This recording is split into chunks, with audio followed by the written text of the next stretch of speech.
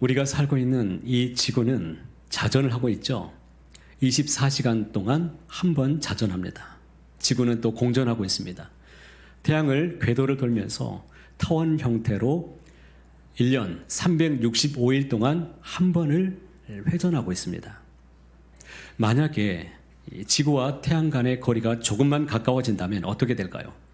지구에 있는 모든 생명체, 사람을 포함해서 우리는 살아갈 수가 없습니다.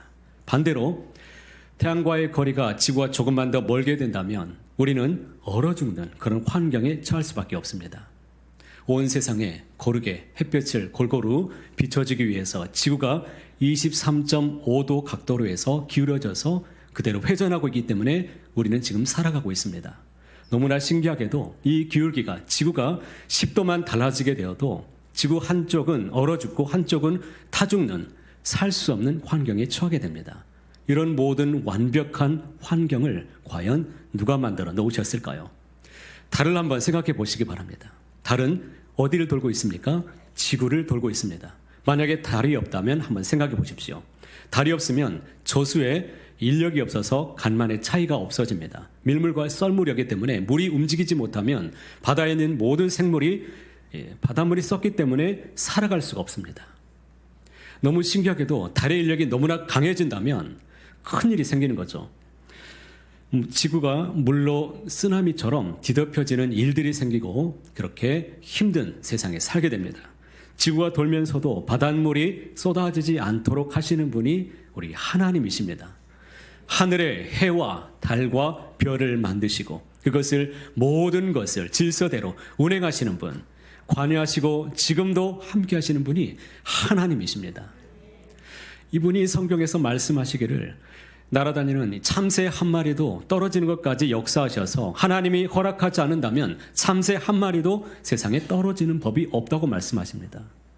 뿐만 아니라 우리의 머리털까지도 다 세셔서 우리의 일어나 앉고 일어서심을 아시고 헤아리시는 분, 우리의 모든 삶의 문제도 아시는 분이 하나님이십니다. 모든 문제는 하나님의 섭리의 역사에 의해서 주관하신 하나님의 설계대로 흘러가고 있다는 것을 우리는 주목해야 될 것입니다.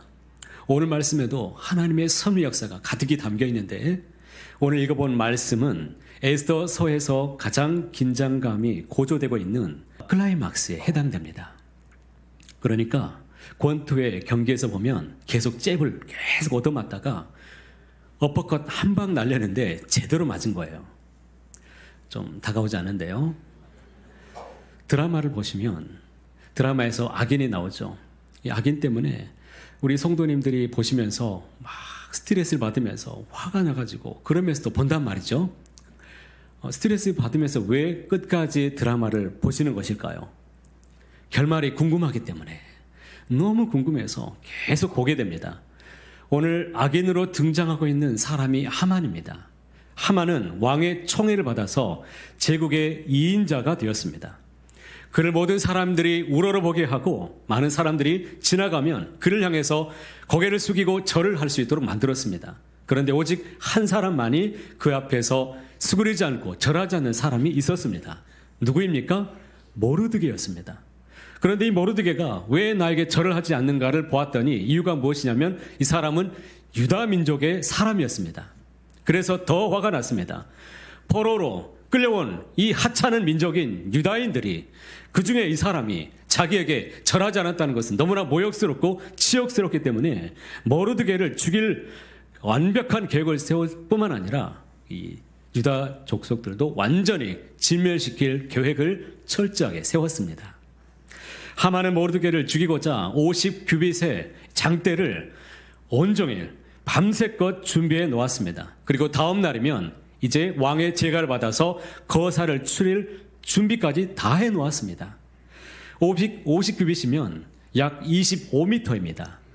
건물로 보면 7층 높이인데 엄청난 장대를 높이 만들어다가 하만이 모르드게를 거기다가 걸어놓겠다는 겁니다. 그만큼 분노가 강했고 자기의 원통함을 해결하고 많은 사람들 앞에 자기의 위상을 아마도 보여주길 원했을 것입니다.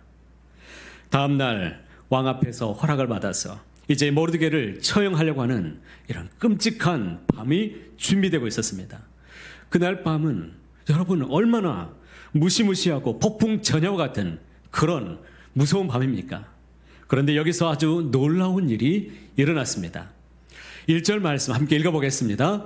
그날 밤에 왕이 잠이 오지 아니하므로 명령하여 역대일기를 가져다가 자기 앞에서 읽히더니, 오늘 말씀은 그날 밤으로부터 시작하고 있습니다.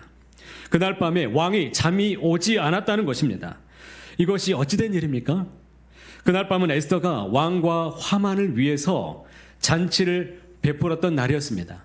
그러니 잔치도 참여하고 피곤해서 잠이 올 법도 한데 지금 잠이 오지 않는다는 것입니다. 밤이 왕이 잠이 오지 않으면 무엇을 할 것 같습니까? 아하스웨로는 그렇게 너그럽고 관대한 왕은 아니었습니다. 그렇기 때문에 자기가 할 수 있는 모든 것을 다 할 수 있는 사람입니다. 악사들을 불러다가 잠이 올 때까지 감미로운 음악을 들려주도록 만들 수도 있고요. 그리고 후궁을 불러서 자기를 수발을 들도록 만들 수도 있습니다. 그런데 그 모든 가능성 중에 왕이 선택했던 것이 무엇이었습니까? 역대 일기를 가져다가 자기에게 읽게 만드는 것이었습니다. 왜 그랬을까요? 지금 누가 이 역사를 주관하고 있습니까? 하나님이 그렇게 하신 것입니다. 왕이 역대 일기를 가져다가 읽도록 한 것은 어쩌면 자신이 잠을 이루기를 원했을 수도 있었습니다. 밤에 책을 보면 어떻습니까? 잠이 잘 오지 않습니까? 잠이 오는데 도움이 되는데 이 통계가 1위가 무엇이냐면 독서입니다. 혹시 우리 성도님들 중에 밤에 잠이 잘 오지 않는 분들은 꼭 책을 읽어보시기를 권해드립니다. 특별히 잠이 오지 않는 분들은 성경을 밤에 좀 많이 읽으시길 바랍니다.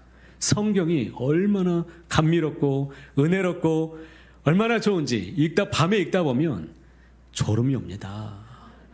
너무 놀라운 것은 이 성경은 진짜 만병통치약과 같습니다. 믿으면 역사가 일어나고 지키면 여러분들에게 형통한 일이 일어나고, 이 구약과 신약이 있어서 우리에게 약효가 있어요.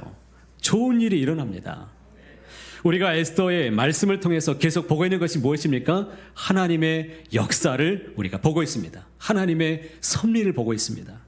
사실 에스더서는 학자들에게 그동안 많은 비판을 받아왔습니다. 어떤 이들은 성경에 어떻게 하나님이라는 이름이 단 한 번도 등장하지 않는가, 그래서 성경에서 제외시켜야 된다라고 주장한 사람들도 있었습니다. 주님이라는 이름도 없고 신앙에 관련된 어떤 여호와의 이름조차도 등장하지 않습니다. 그러나 우리가 에스더의 말씀을 읽고 그 말씀을 생각하면 할수록 우리의 삶과 너무나도 닮아 있다는 것을 우리가 묵상하게 됩니다. 우리가 예수님을 믿고 하나님을 아버지라고 부르면서 믿고 살아가는데 때때로 하나님이 내 인생 가운데에 느껴지지 않을 때가 있습니다. 일상 속에서 우리가 하나님의 임재와 조금만 어려워져도 그분의 손길이 느껴지지 않을 때가 있단 말이죠. 그럴 때면, 어려움을 당하게 되면 하나님이 과연 지금 어디 계시는지 자꾸 원망이 든단 말이지요. 그러나 깊이 묵상해 보면 하나님은 우리를 위해서 쉬지 않고 여전히 지금도 일하고 계시는지를 꼭 바라보게 되시길 바랍니다. 그러기에 시편 46편 10절에 이렇게 귀한 말씀이 있습니다. 이르시기를 너희는 가만히 있어 내가 하나님됨을 알지어다. 내가 문나라 중에서 높임을 받으리라. 내가 세계 중에서 높임을 받으리라 하시도다. 아멘. 모든 상황 속에서 하나님이 되심을 진정 여러분 눈으로 바라보게 되시길 바랍니다. 하나님은 영으로 계시기 때문에 우리의 눈으로 바라보지 못한다고 할지라도 그분이 얼마나 우리에게 치밀하게 우리의 일상을 간섭하시고 일하시는지를 바라보시고 믿음으로 여러분 날마다 주 안에서 살게 되시기를 주의 이름으로 축복합니다. 그래서 시종이 역대일기를 가져와서 읽는데 어디를 읽게 되었습니까? 2절 말씀에 우리 함께 읽어보겠습니다. 그 속에 기록하기를 문을 지키던 왕의 두넷이 빅다나와 데레스가 아하스웨로 왕을 암살하려는 음모를 모르드게가 고발했다 하였는지라. 하필이면 왕의 신복들이 자기를 죽이려고 암살하려는 이 계획을 꾸몄는데 모르드게가 이것을 발견하고 왕의 목숨을 구하게 된 이야기를 그 기록을 보게 되었다는 것입니다. 시종이 책을 딱 폈을 때 그 부분이 나왔는지 아니면 다른 본문을 읽다가 그 기록 부분을 읽게 되었는지는 우리가 알 수는 없지만 5년 전에 일어났던 그 사건을 하필이면 그 밤에 잠이 오지 않던 왕이 읽게 되었다는 것입니다. 너무 놀랍지 않습니까? 어떻게 이것을 설명할 수 있느냐 이겁니다. 그런데 더 놀라운 것은 자기 목숨을 구해주었던 모르드게에게 보상을 해준 일이 없다는 것입니다. 이것이 있을 수 없는 일입니다. 어떻게 그런 일이 과연 있을 수 있었을까요? 암살 사건이 모두 정신이 팔려서 모르드게에게 포상을 해줘야 된다는 것을 다 잊었던 것입니까? 아니면 어떤 책임자가 이것을 해줘야 되는데 이것을 깜빡 잊어버리고 누락시킨 것일까요? 아니면 어떤 사람이 시샘에서 그 상을 가로채버린 일일까요? 그렇지 않습니다. 포상을 받지 못했던 진짜 이유는 하나님이 그렇게 하셨기 때문입니다. 이 일을 통해서 하나님이 구원의 역사를 완벽하게 이루시기를 원하신 때를 작정하시고 그 때를 위해서 하나님께서 이루신 일이었다는 것입니다. 우리는 하나님께서 구원의 역사를 이루시기 위해서 많은 일들을 하시는데 오늘 성경을 통해서 보니까 너무나 많은 재료들이 있습니다. 수만 가지의 재료를 가지고 하나님은 사용하셔서 주님의 주권적인 역사를 이루어 가시는 분이 하나님이십니다. 그 중에서 저는 몇 가지만을 살펴보려고 하는데요. 첫 번째로 보겠습니다. 첫 번째로 하나님이 구원의 도구로 역사로 사용하시는 재료가 있는데 오늘 모르드게의 믿음의 삶을 우리 하나님께서 재료로 사용하고 계심을 우리는 주목해야 됩니다. 여러분, 모르드게가 자신에게 주어진 직무를 만약에 잘 감당하지 않았다면 어떤 일이 일어났겠습니까? 그가 믿음으로 오늘을 주 안에서 살아내지 않았다면 오늘 이런 구원의 역사가 일어나지 못했을 수도 있습니다. 우리가 깨어있는다는 것은 바로 이런 것입니다.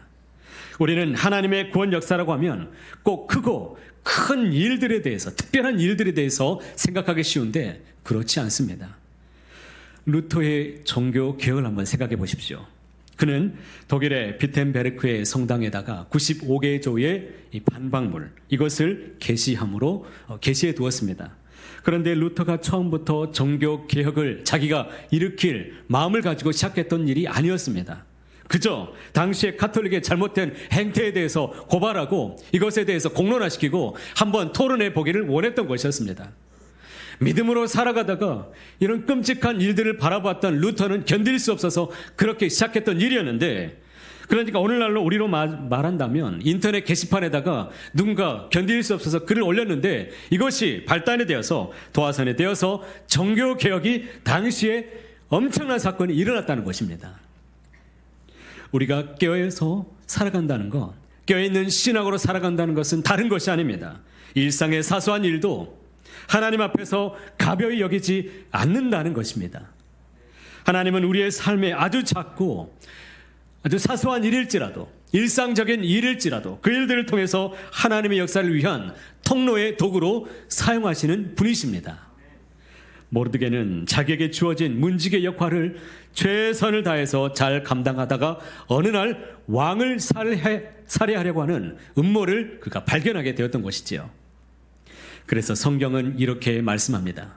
골로새서 3장 23절 이하에 보면 같이 함께 읽어보겠습니다.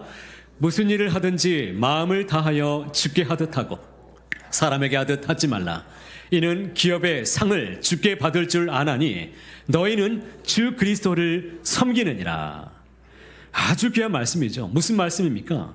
내가 맡은 일, 내가 살아가고 있는 현장에서, 내가 서 있는 그 자리에서 어떤 일을 하든지 그 일을 사람 앞에서 하지 말고 하나님께서 내게 주신 일로 생각하고 주님께 하듯이 하라는 것입니다. 모르드게가 하나님 앞에서 살아간 오늘의 일상을 통해서 그 모습 때문에 민족이 구원을 받을 수가 있었습니다. 이것이 아주 놀라운 기적이죠. 우리는 우리의 작은 행동, 사소한 나의 말, 그리고 일상적인 모든 행실들, 이 모든 과정을 통해서 하나님의 섭리와 하나님의 역사에 쓰여지는 도구로 하나님이 이루신다는 것을 명심하시기를 바랍니다. 큰 일만 중요하고 작은 일은 등한시하면 안 된다는 것입니다.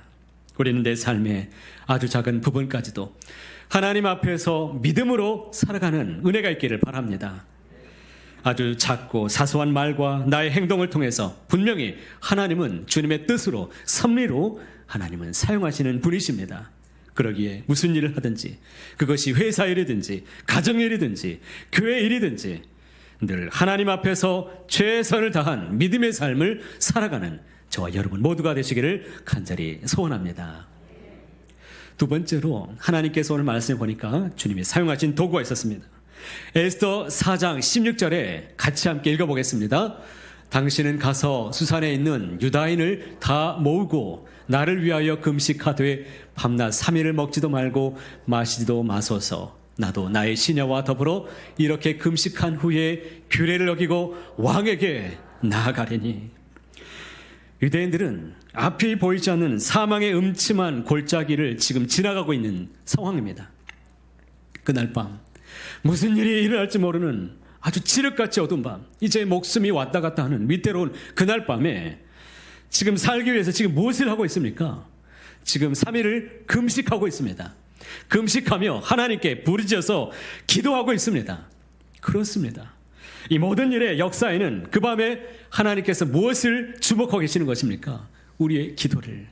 하나님 앞에 드려지는 모든 기도를 하나님이 들으시고 이것을 재료로 사용하신다는 것을 여러분 기억하시길 바랍니다. 그들이 밤낮 3일을 금식하며 기도할 때 하나님은 일하기 시작하셨고 가장 적절한 시기에 완벽한 일을 이루기 위해서 하나님이 준비하셨고 그들을 생명을 살려주셨습니다. 우리의 삶도 마찬가지입니다.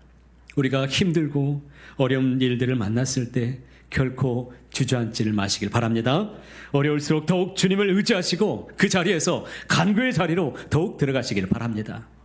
어려운 상황에서 우리에게 꼭 필요한 것은 다른 어떤 것이 아니라 믿음입니다. 믿음이 우리에게 필요합니다.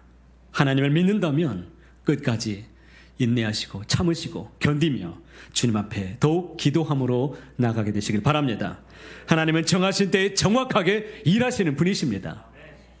사도행전 12장 5절과 6절에 아주 귀한 말씀이 있죠. 베드로는 옥에 갇혔고 교회는 그를 위하여 간절히 하나님께 기도하더라. 헤롯이 잡아내려고 하는 그 전날 밤에 베드로가 두 군인 틈에서 두 쇠사슬에 매어 누워 자는데 파수꾼들이 문 밖에서 옥을 지키더니 베드로가 유대 종교 지도자들에게 붙잡혀서 지금 갇혀 있었습니다. 헤롯은 그들에게 잘 보이기 위해서 지금 베드로를 잡아 죽일 계획을 세웠습니다. 다음 날 밤에 이제 옥에서 끌어내면 그는 이제 죽습니다. 야고보를 칼로 베었기 때문에 똑같이 이제 베드로도 그처럼 죽일 계획을 세운 겁니다. 절대절명의 순간인데 베드로가 지금 어떻게 하고 있습니까? 지금 쿨쿨 단잠에 빠져서 자고 있습니다. 탈출할 수 없는 상황이죠. 좌우에서 같이 함께 지키는 파수꾼이 있었고 옥문 밖에도 파수꾼이 있습니다. 그런 상황에 어떻게 잠이 올 수 있겠습니까? 어떻게 평안한 가운데 있을 수 있습니까? 이것은 그 안에 믿음이 있지 않고서는 있을 수 없는 일입니다.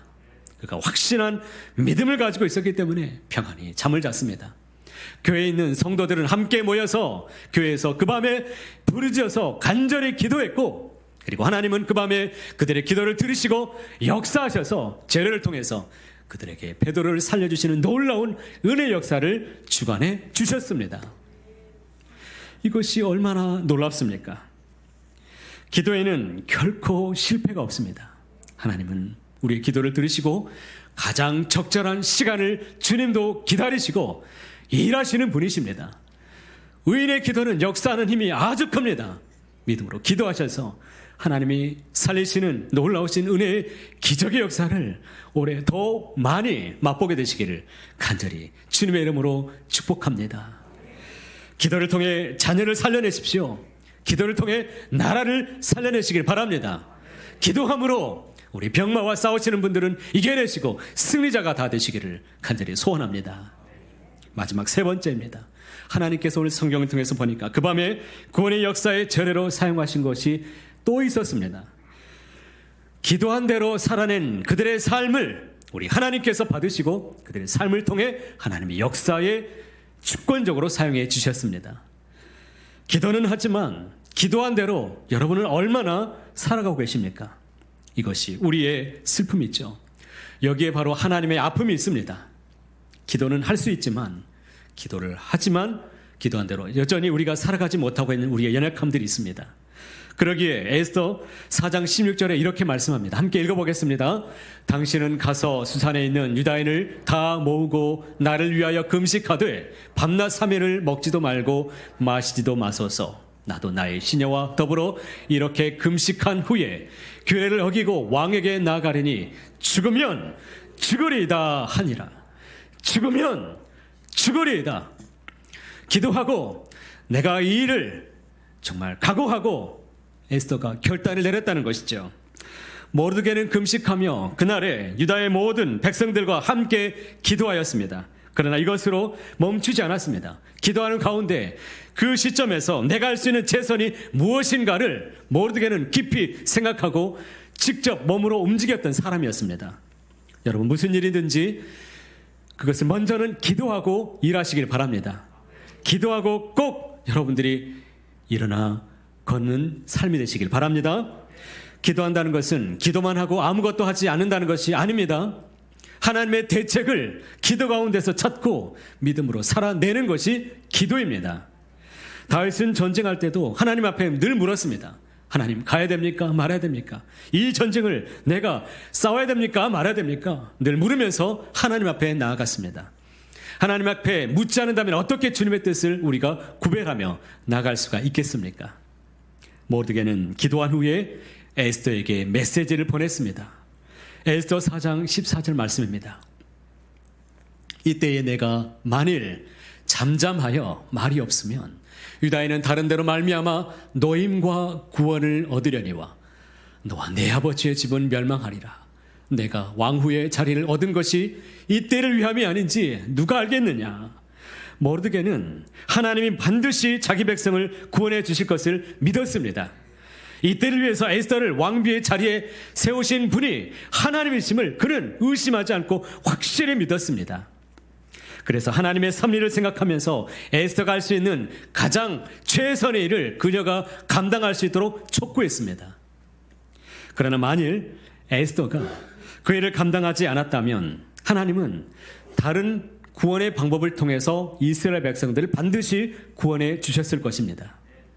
하지만 에스더는 자기의 사명을 감당하지 못했던 책망을, 이 책임에 대해서 반드시 하나님은 묻게 되실 수밖에 없습니다. 오늘날 우리 역시 위기의 시대 가운데 살아가고 있습니다. 나라의 위기, 직장의 위기, 가정의 위기, 자녀의 위기, 물질의 위기, 건강의 위기, 우리는 수많은 위기 속에서 경험하면서 지금도 살아가고 있습니다.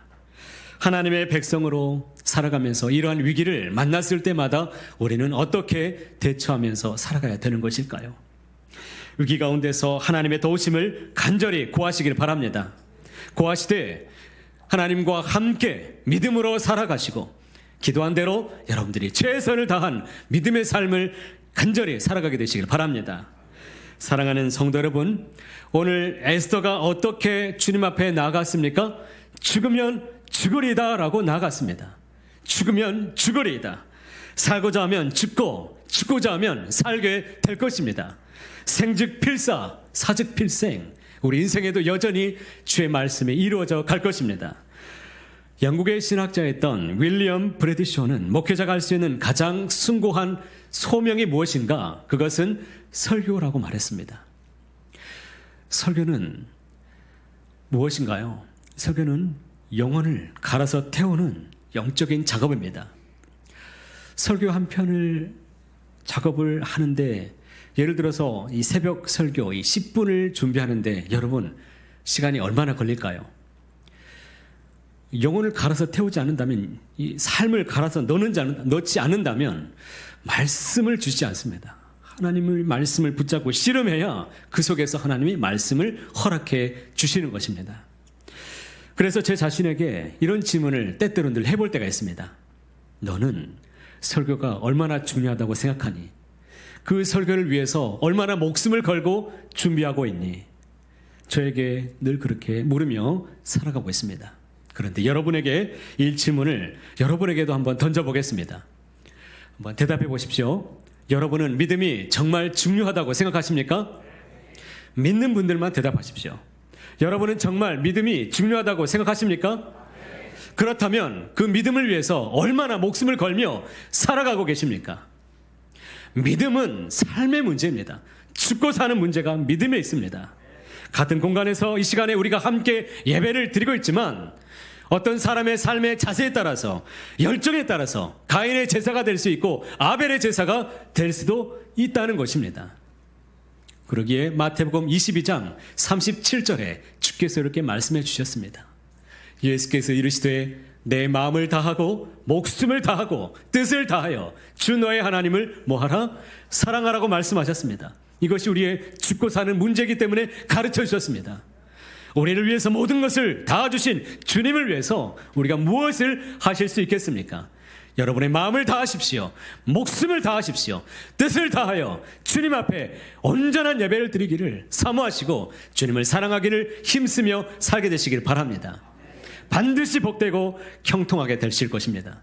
반드시 복되고 형통하게 되실 것입니다. 지난주에 극동방송에서 기독교 영화 이제 시사회가 있어서 저를 초대했습니다. 와서 기도해달라고 전화가 왔는데요.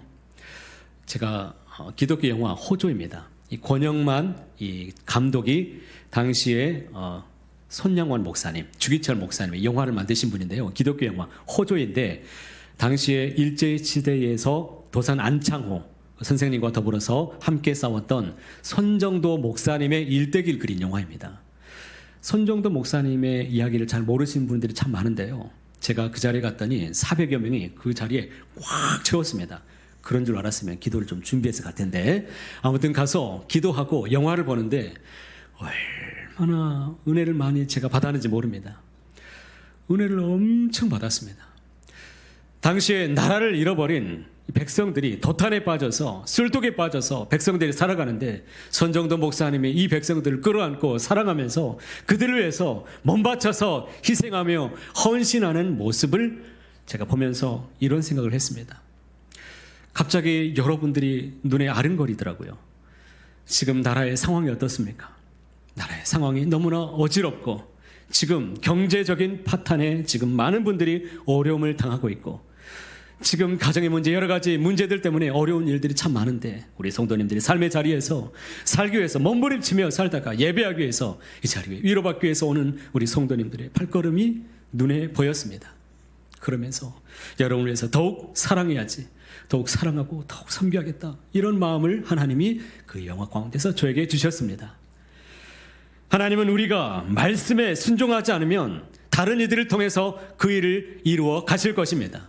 내가 아니더라도 주님은 섭리적으로 주님의 일을 반드시 이루어 가시는 분이십니다. 오늘 에스더가 죽으면 죽으리다라고 헌신하지 않았다면 이스라엘을 살리는 도구로 쓰임받지 못했을 것입니다. 사랑하는 성도 여러분, 살리는 도구가 되시길 바랍니다. 가정을 살리고 자녀를 살려내시고 우리 교회도 살리고 나라도 살리는, 생명을 살리는 능력의 도구로 귀하게 주님 앞에 붙들려 쓰임받는 인생 되시길 바랍니다. 여러분에게 한번 질문 드리겠습니다. 여러분은 예수님을 닮기를 원하십니까? 정말 예수님을 닮기를 원하고 주님이 주신 말씀 그 한 자리라도 온전히 순종하고 닮기를 원하신다면 더욱 믿음으로 살아가시고 주님 앞에 어떤 상황이든지 기도하시고 기도한 대로 믿음으로 따라가며 순종해내는 아름다운 삶을 살아가시는 저와 여러분 모두가 다 되시기를 간절히 소원합니다.